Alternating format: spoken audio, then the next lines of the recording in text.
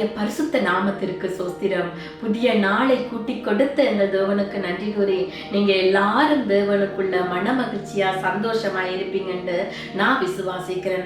ஆண்டவராகிய கர்த்தர் இன்றைக்கு ஒரு வேத வார்த்தையினூடாக உங்களிடம் பேச சொல்லுகிறார்.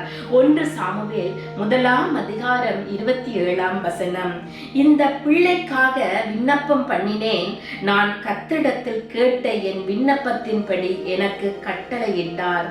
என் அன்பான சகோதர சகோதரிகளே, அண்ணால் தேவனுடைய சமூகத்தில் அழுது புலம்பி ஜெபிக்கிறார். அவருடைய இருதயத்தின் ஆசை என்ன தெரியுமா? தனக்கு ஒரு ஆண் குழந்தை வேண்டும் என்பது. ஆனா ஆண்டவர் அண்ணாளின் ஜெபத்தை கேட்டார். அண்ணால் எல்லாரும் அண்ணால கேவலப்படுத்தியிருப்பாங்க, காயப்படுத்தியிருப்பாங்க, துன்பப்படுத்தியிருப்பாங்க பிள்ளை இல்லை என்று. ஆனா அண்ணாளுடைய ஜெபத்தை ஆண்டவர் கேட்டு அவருக்கு ஒரு அழகான பிள்ளையை ஆண்டவர் கட்டளையிட்டார். சாமுவேலை அண்ணால் பெற்றெடுத்தார். ஆனா அவங்க எந்த கஷ்டத்தை பத்தி அவங்க யோசிக்கல. தேவனுக்குள்ள அவங்க தேவனை மாத்திரம் நம்பி இருந்தாங்க, அவரை மட்டும் விசுவாசிச்சு கொண்டிருந்தாங்க. அதே போல நீங்களும் அழுது புலம்பி ஜெபிக்கிறவர்களாக இருக்கலாம். ஏதோ ஒரு காரியத்தின் தேவைக்காக, குழந்தை வரத்திற்காக நிறைய காலமாக காத்திருக்கிறவர்களாக இருக்கலாம்.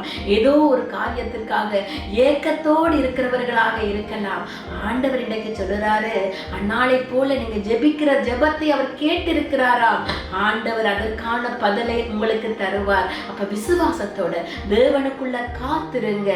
ஆண்டவர் உங்களுடைய வாழ்க்கையில் ஒரு அற்புதத்தையும் அதிசயத்தையும் காண செய்வார். அப்ப ஆண்டவரை நோக்கி ஒரு சின்ன ஜெபம் செய்வோமா? ஆண்டவரே, நாங்கள் அண்ணாளை போல அழுது புலம்பி ஜெபிக்கிறவர்களாக எங்களை மாற்றி போடுங்க. ஆண்டவரே, உம்மை மாத்திரம் நம்பி இருக்க, உம்மை மாத்திரம் சார்ந்திருக்க எங்களுக்கு உதவி செய்யுங்க. எங்களை உங்களுடைய வழியில் அழைத்து கொண்டு போங்க. சத்தியத்தை அறிந்து கொள்ள உதவி செய்யுங்க. தேவ வழியில் அழைத்து கொண்டு போங்க. இயேசுவின் நாமத்தில் ஜெபம் கேட்டு நிற்கிறோம் பிதாவே, ஆமென். நீங்கள் எல்லோரும் மிகவும் விசேஷமான நீங்க. ஆண்டவர் உங்களை ஆசீர்வதிப்பார்.